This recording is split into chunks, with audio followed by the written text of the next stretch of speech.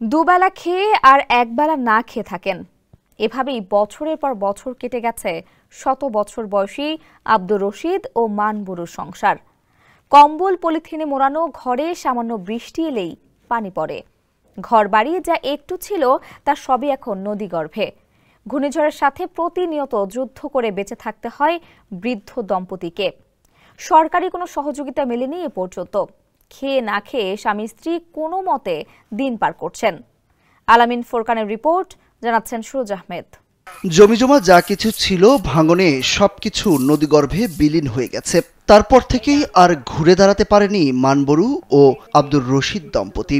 বিষখালী নদীর তীরে প্রায় 50 বছরের বসবাস তাদের। তালপাতা, পলিথিনের বেড়া আর চালে পুরাতন ছেঁড়া কম্বল ও টিন দিয়ে তৈরি একটি ঝুপড়ি ঘরের মধ্যে স্বামী স্ত্রীর বসবাস। 3 বেলা ঠিকভাবে খাবার খেতেও পারেন না তারা। কষ্ট মনে মনে লাগে, কয়েকবার একদিন সালবেন খাইছি, এরকম খাই। আর ওই যদি মেম্বার একটা নাম্বার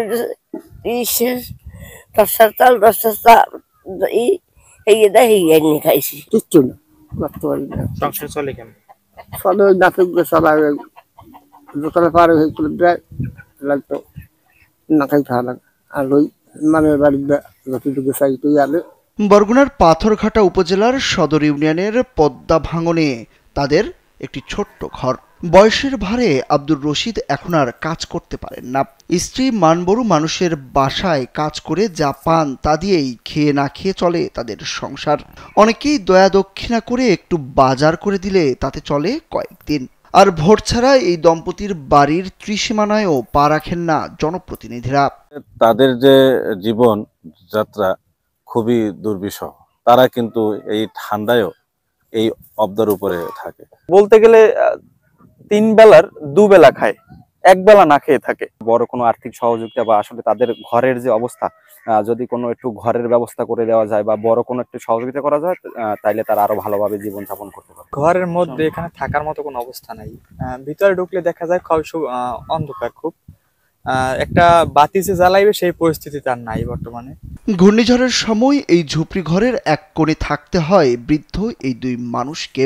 শত কষ্টের মধ্যেও স্বামীকে ছেড়ে কখনোই এক মুহূর্তের জন্য দূরে থাকেননি মানবরু।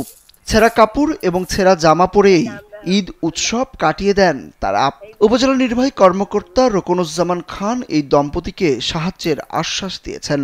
এই পরিবারটি একদিকে রিমেলে ক্ষতিগ্রস্ত, অন্যদিকে আর্থসামাজিক যে অবস্থা আছে সেটাতেও তারা একেবারে খুবই নিম্নগামী। তো এই নিম্ন আয়ের মানুষগুলো এবং একেবারে দরিদ্র মানুষগুলোর জন্য সরকারের যে সহায়তা তাদেরকে ইতিমধ্যে হলো ডিওটিন এবং হলো নগদ 5,000 টাকা তাদের মধ্যে দেওয়া হয়েছে।